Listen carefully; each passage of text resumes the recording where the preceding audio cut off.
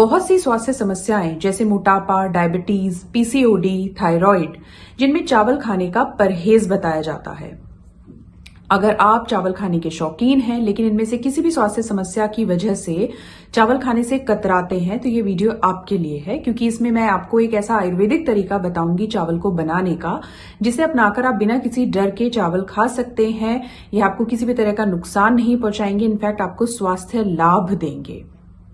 तो जो नए हैं चैनल पर, जिन्होंने सब्सक्राइब नहीं किया वो जरूर कर लें। चलिए स्टार्ट कर लेते हैं आज का ये वीडियो। भारतवर्ष में चावल खाने के मैक्सिमम लोग शौकीन होते हैं। ज्यादातर घर में ये डाइट का एक अहम हिस्सा होता है।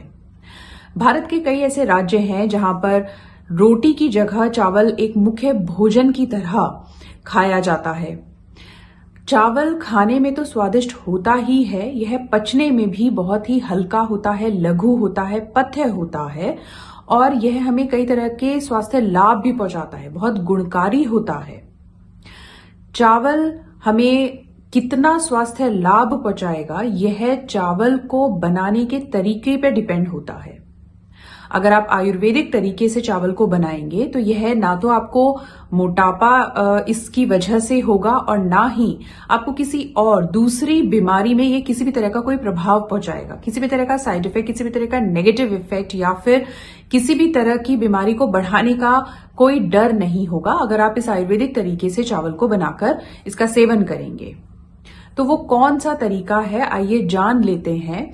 देखिए, आयुर्वेद में 4 प्रकार के चावल का वर्णन आया है: रक्तशाली, व्रीहिशाली, षष्टिकशाली और शाली। देखिए, जो शाली होता है यह हेमंत ऋतु में पककर तैयार हो जाता है।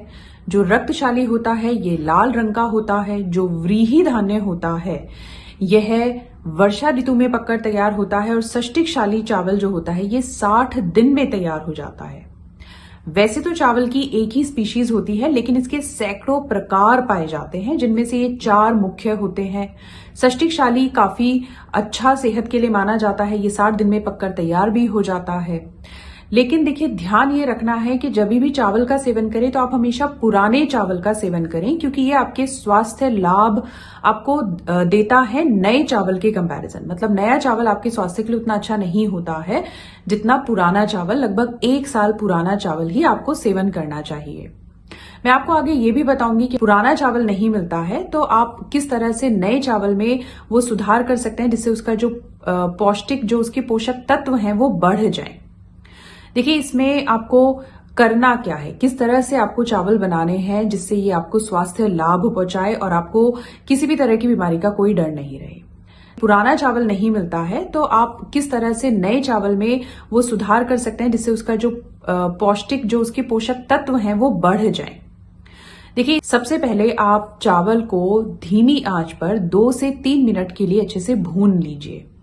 नए चावल को भी अगर आप इस तरह से भूनेंगे तो वो भी आपको आपके स्वास्थ्य के लिए अच्छे होंगे, आपको स्वास्थ्य लाभ देंगे। इस तरह से चावल को भूनने के बाद आप इसको स्टोर कर भी रख सकते हैं। चावल को भूनने के बाद आप इनको अच्छे से धुल लीजिए। पहला जो आप धुलेंगे उसको पानी को फेंक दीजिए। बाकी दूसरे तीसरे जो चावल का धोवन होता है ये आयुर्वेद में कई तरह की बीमारियों के अनुपान के रूप में प्रयोग किया जाता है। कई तरह के स्त्री रोगों में दिया जाता है ये पानी दवाई के साथ एक अनुपान के रूप में, यानी कि इसके भी औषधीय गुण आयुर्वेद में बताए गए हैं। चावल को 2 से 3 बार धुलने के बाद आप इसको 1 घंटे के लिए पानी में भिगाकर रख दीजिए, जिससे इसका जो पोषक तत्व है वो और भी ज्यादा बढ़ जाएंगे। चावल को भूनने से, भिगाने से इसके जो अंदर स्टार्च होता है वो काफी मात्रा में कम हो जाता है। 1 घंटे के बाद आप एक स्टील के बर्तन में पानी को उबालने के लिए रखिए। जब पानी में उबाल आ जाए तो आप इसमें 1 लौंग डाल दीजिए, 2 काली मिर्च डाल दीजिए और आधा चम्मच गाय का घी और थोड़ा सा सेंधा नमक इसमें ऐड कर दीजिए।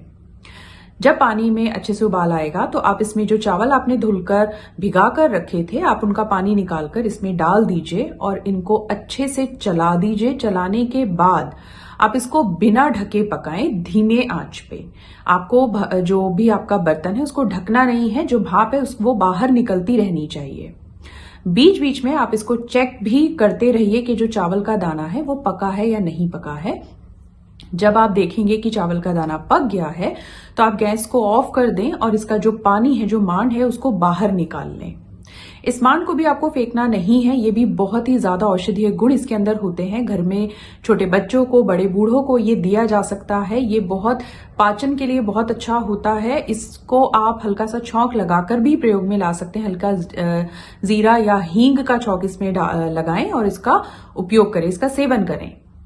इसके बाद ये जो आपके चावल तैयार हुए हैं, ये आपको बहुत ही ज्यादा स्वास्थ्य लाभ पहुंचाते हैं, क्योंकि इसके अंदर हमने जो भी चीजें डाली हैं, जैसे लौंग, काली मिर्च, गाय का घी, ये सभी इसके पोषक तत्वों को काफी बढ़ा देते हैं, जिससे कि ये हमें किसी भी तरह के कोई भी बीमारी का डर नहीं रहता। ना तो ये मोटापा बढ़ाएंगे, और डायबिटिक पेशेंट भी इसको बहुत ही आसानी से खा सकते हैं। पीसीओडी हो या थायराइड हो, किसी भी तरह का जो व्यक्ति है वो इनका सेवन करेगा तो उसे किसी भी बीमारी का कोई डर नहीं होगा।